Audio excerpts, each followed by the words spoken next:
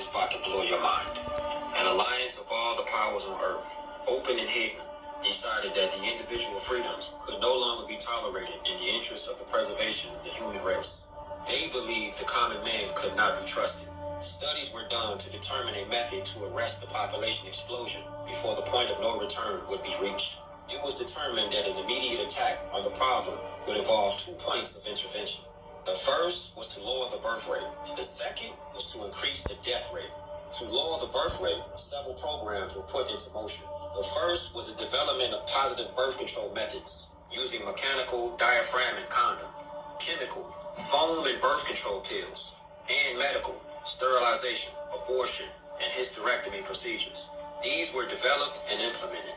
The women's liberation movement was started with a demand for free abortions, using quote-unquote pro-choice as its rallying cry. Homosexuality was encouraged, and gay liberation was born. Homosexuals do not have children. Zero population growth became a hot subject at cocktail parties. Individual freedom, the heat of the moment, religion, and the old blue laws sabotaged these efforts.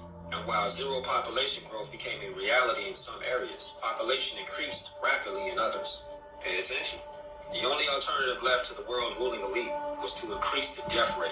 This was a difficult thing to do, as no one wanted to pick people out of a crowd and line them up for execution. Neither did they relish the possible consequences of an enraged public upon discovering that they were being systematically murdered.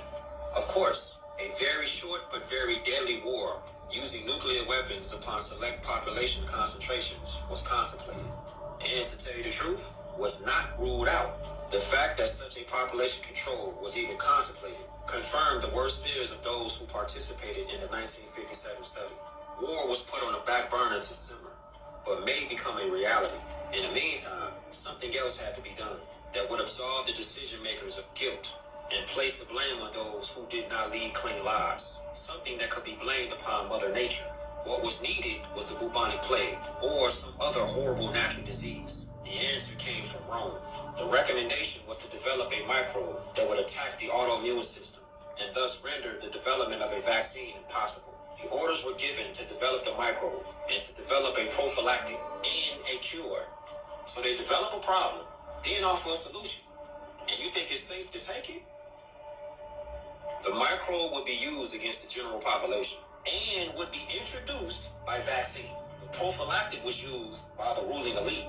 The cure will be administered to the survivors when it's decided that enough people have died. The cure will be announced as newly developed when, in fact, it has existed from the beginning.